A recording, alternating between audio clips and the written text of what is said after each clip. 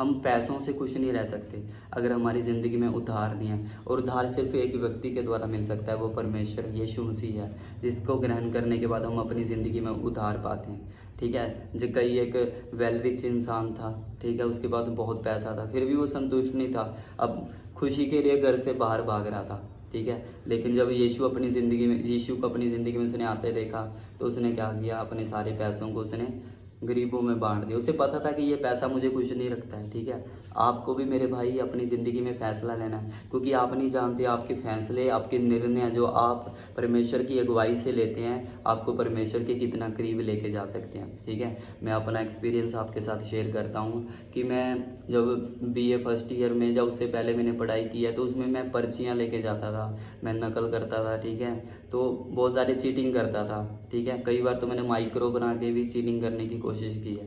पर मैंने एक फ़ैसला लिया कि परमेश्वर मैं तेरा कहलाता हूँ ना, मैं तुझ पे विश्वास करता हूँ ना। अगर लोग मेरे बारे में सोचेंगे तू परमेश्वर पर विश्वास करता और तू ऐसे बेईमानी के काम करता, तो मैंने प्रभु से वादा किया कि परमेश्वर आज के बाद से मैं पर्चियाँ वगैरह माइक्रो वगैरह नहीं लेके जाऊँगा। ठीक है, तो आप विश्वास नहीं करेंगे, मैंने पढ़ना शुरू किया, मैंने 40% पढ़ना शुरू किया, और जब मैं एग्ज़ाम में जाता था तो वो सारा 40% ही एग्ज़ाम में आता था। ठीक है, क्योंकि जब आप परमेश्वर की तरफ कदम बढ़ाते हैं, वह भी आपकी तरफ कदम बढ़ाता है। ठीक है, अब परमेश्वर की दया से मेरी डिग्री भी कंप्लीट हो गई है। ठीक है, मैंने बीए की है, मेरी डिग्री भी कंप्लीट हो गया, थोड़े दिनों में मेरी डिग्री कंप्लीट हो जाएगी। ठीक है, जब आप परमेश्वर की तरफ अपने कदम बढ़ाएंगे, वह भी आपकी तरफ अपने कदम बढ़ाएगा।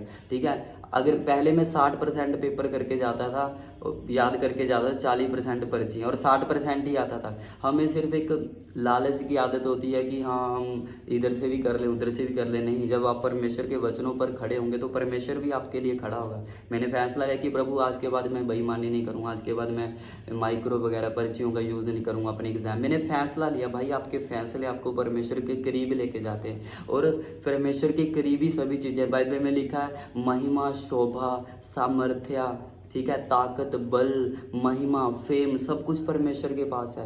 वो नियत समय पर, ठहराए हुए समय पर आपको देना जानता है। परमेश्वर के पास भागिए, परमेश्वर के पास आइए। बाइबल में लिखा कि यीशु मसीह ने 10 कोढ़ियों को कहा जाते जाते कि अपने आप को याजकों को दिखाओ। बाइबल में लिखा वो चल पड़े। अभी वो शुद्ध नहीं हुए थे, अभी वो ठीक नहीं हुए थे, लेकिन वो चल पड़े। ठीक है, और जाते जाते ठीक हो गए। ठीक है, तो बाइबल में लिखा जो 9 कोढ़ी अपने घर चले गए, जो 10वां कोढ़ी था वो भागकर प्रभु के पास आया।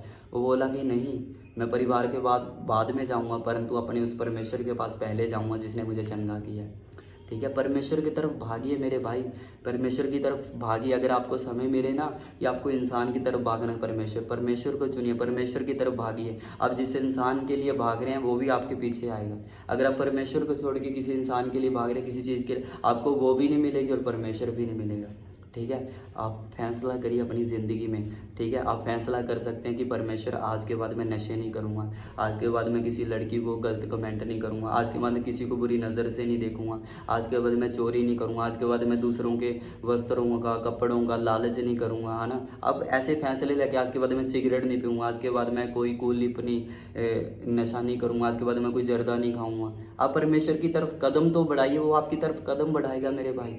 बाइबल में लिखा कि जब उस उड़ाऊ पुत्र ने, जो अपने घर अपनी सारी संपत्ति बेच के अपने घर वापस आया था, तो वो घर इस सोच के वापस आया कि मेरा बाप मुझ पे दया करेगा, मुझे नौकर बना के रख ले। लेकिन जब उसके बाप ने उसको दूर से आते देखा, उसको गले लगाया, आके गले लगा। उसने एक बार नहीं पूछा कि तू जो पैसा घर से लेके गया था वो कहाँ पे है। परमेश्वर कभी भी आपकी गलतियों के बारे में बात नहीं करेगा। परमेश्वर हमेशा आपको फ्यूचर दिखाएगा कि देख मेरे बेटे, मैंने तेरे लिए कैसा रखा है, मैंने तेरे लिए ऐसा फ्यूचर रखा है, मैं तुझको सनशाइन करूँगा, जैसे सूर्य सनशाइन है, मैं तुझको बढ़ाऊँगा, मैं तुझे फलवंत करूँगा। परमेश्वर कभी भी आपके पास्ट को लेके आपको कंडम नहीं करता, क्योंकि परमेश्वर बहुत महान है। वह कि क्षमा करने वाला, माफ़ करने वाला परमेश्वर है, परंतु वह किसी को निर्दोष भी नहीं ठहराता। हर एक मनुष्य को उसके कामों के अनुसार फल देता है।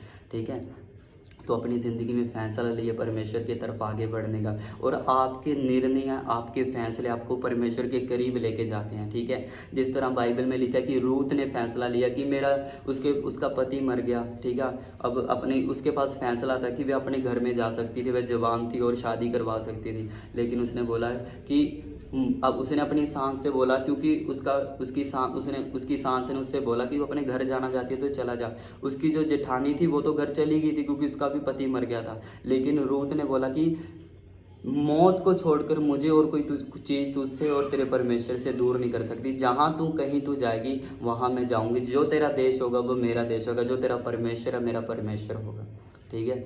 रूत ने बोला कि मैं परमेश्वर को कभी नहीं छोड़ूंगी, है ना। अगर मैं अपने देश में वापस चली जाऊंगी तो वहाँ पर मैं कैसे परमेश्वर की आराधना कर नहीं पाऊंगी, मैं कैसे परमेश्वर के मार्गों को